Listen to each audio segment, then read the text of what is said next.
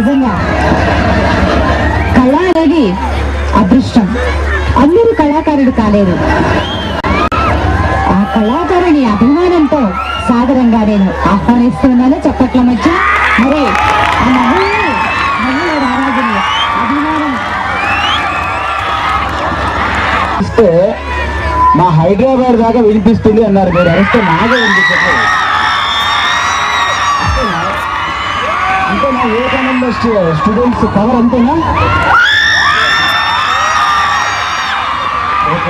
Right sir, మీ పిల్లలు బాగున్నారా? అంటే చక్కకున్నారా బంగారు పిల్లలు ముద్దు ముద్దుగా?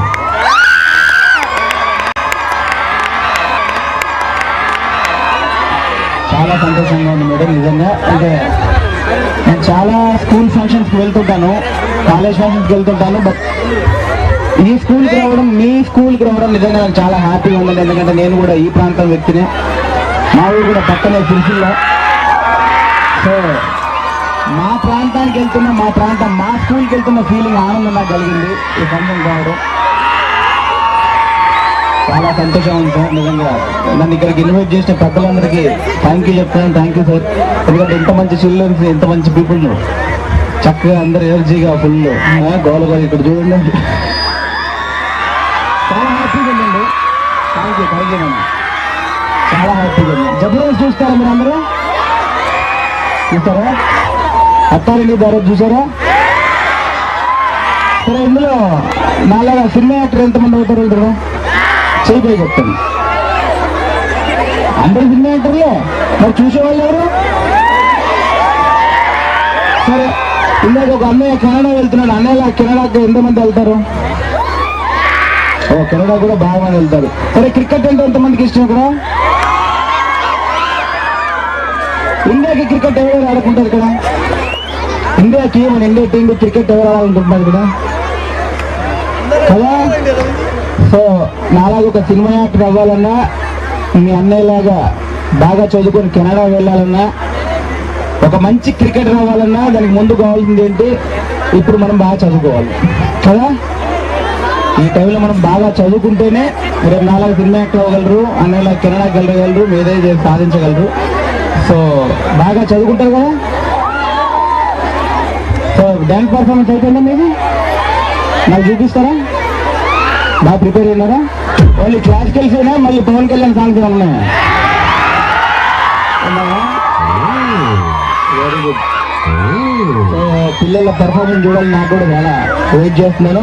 సో మీరు ఒక్క మ్యాటర్ మాత్రం నేను బాగా అబ్జర్వ్ చేశానండి. ఇక్కడ చాలా స్కూల్ ఫంక్షన్స్కి వెళ్ళాను, చాలా నేను అబ్జర్వ్ చేశాను. ఇక్కడ కూడా నాకు బాగా నచ్చింది ఏంటంటే, ఒక అబ్బాయి నేను ఈ స్కూల్లో చదువుకున్నాను, ఇక్కడ చదువుకొని రేపు నేను కెనడాకి వెళ్తున్నాను.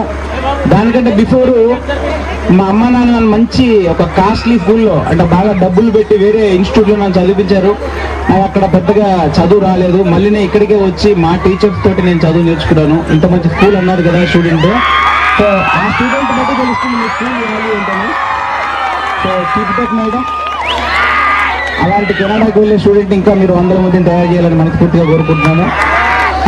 మీ స్కూల్ యాజమాన్యం అందరికీ. ఎందుకంటే అంత మంచి స్టూడెంట్ తను చాలా హార్ట్ఫుల్గా చెప్పాడు, ఈ స్కూల్ మిస్ అయిపోతున్నాను, మా మేడమ్స్ నాకు ఎంత సపోర్ట్ చేస్తేనే నేను ఈ స్థాయికి రాగలిగానని.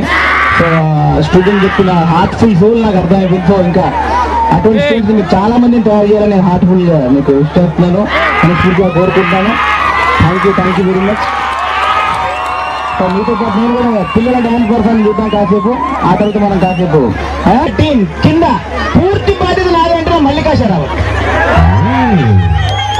మళ్ళీ కుప్పవరం ఇండియా క్రికెట్ టీం పూర్తి బాధ్యత వహిస్తారంట మల్లికాశరావు. ఆ కింద ఈ విషయంలో సంపూర్ణ మద్దతు ప్రకటిస్తారంటే Chidambaram.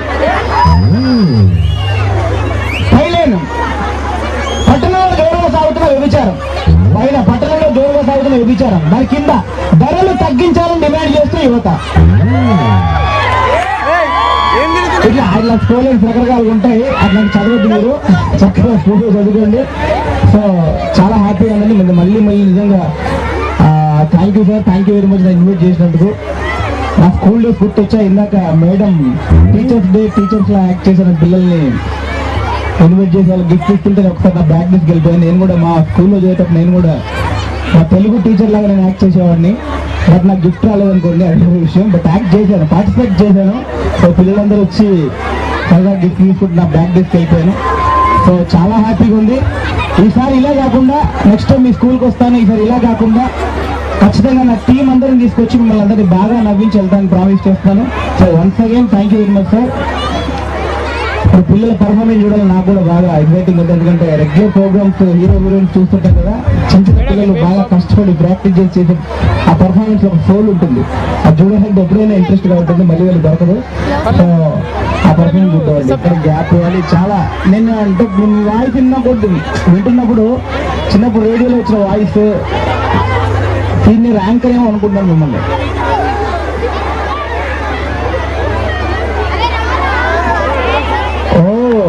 Really good. So that's it. అప్పటి నుంచి చూస్తున్నాను చాలా చక్కగా మీ ప్రొనౌన్సియేషన్ కానీ ఎవ్రీ వర్డ్ చాలా క్లారిటీగా ఉంది. Super madam. నేను మీ బ్యాలెన్స్ యాక్చువల్గా వాళ్ళ పేర్లు పెట్టి భాగ్యలక్ష్మి, ధనలక్ష్మి, జుడ్డు అని చక్కగా ఆవిడ ఇన్వైట్ చేసి గిఫ్ట్ ఇస్తుంటే ఇక్కడ మనోడు సాంగ్ వేస్తున్నాడు. హూ ఆర్ యూ ఆవిడ చక్కగా బోర్డు పెట్టి పిలుస్తున్నారు.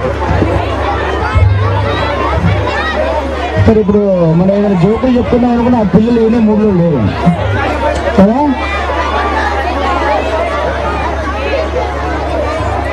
బేసికల్గా ఆ పిల్లలకు అందరు పిల్లలు అంటారు కానీ ఈ జనరేషన్ పిల్లలు కాదండి, మొత్తం పిడుగులండి. ఎందుకంటే ఎంత హైపర్ యాక్టివ్ అయిపోయారంటే పిల్లలు అంటే అసలు వాళ్ళని మనం తట్టుకోలేమన్నమాట. అసలు మనం ఎక్స్పెక్ట్ చేయలేని ఆన్సర్స్ వాళ్ళ దగ్గర వస్తుంటాయి పిల్లల దగ్గర నుంచి. అంత షార్ప్ అయిపోయారు ఈ రోజుల్లో పిల్లలు. నేను ఎందుకు చెప్తున్నానంటే మాకు ఫ్రెండ్ ఉన్నాడండి, ఆ ఫ్రెండ్కి ఒక స్కూల్ ఉంది. ఇలాగే ఒకసారి నన్ను గెస్ట్గా ఇన్వైట్ చేశారు. సరే వెళ్ళాను. పక్కనే క్లాస్ జరుగుతుంది, పిల్లల క్లాసు. నేను ఊరికే పిల్లల క్లాస్ చూద్దామని వెళ్ళాను అనమాట. వెళ్తే అక్కడ ఒక టీచర్ ఒక పిల్లల్ని లేపి ఒక క్వశ్చన్ అడిగాడు. అరే లేదా ఒక క్వశ్చన్, నిజానికి భ్రమకి తేడా ఏంట్రా అని అడిగాడండి. ఏమడిగాడు టీచరు? ఒక పిల్లోని లేపి నిజానికి భ్రమకి తేడా ఏంటి అని చెప్పాడు. అప్పుడు ఆ పిల్లోడు ఏం చెప్పాడు? సార్ మీ పాఠం చెప్తుంది నిజం సార్, మీ పాఠం మేము వింటున్నామనే మీ భ్రమ సార్ అన్నాడు. సో వాళ్ళు ఇప్పుడు పిడుగులేదా? సో పిల్లలు రాస్తారు అంత స్ట్రాంగ్ పిల్లలు. సరే ఒకసారి వెనకాల మన పెద్ద మా యూత్ కోసం ఒక చిన్న బిట్ చెప్తాను. సో బేసికల్గా పిల్లల పర్ఫార్మెన్స్ చూద్దామని వచ్చాను.